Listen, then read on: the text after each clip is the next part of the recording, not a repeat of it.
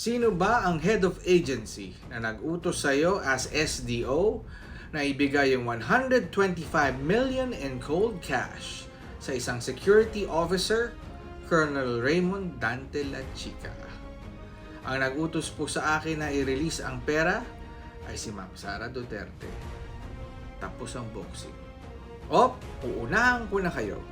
Just in case may humirit na naman sa comment section na bakit AI.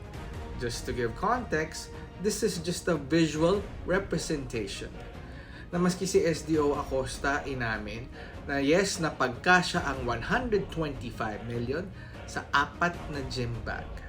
Let's remember that this was done 4 times. Kaya ang COA disallowance is 448 million na pinapasole sa OVP.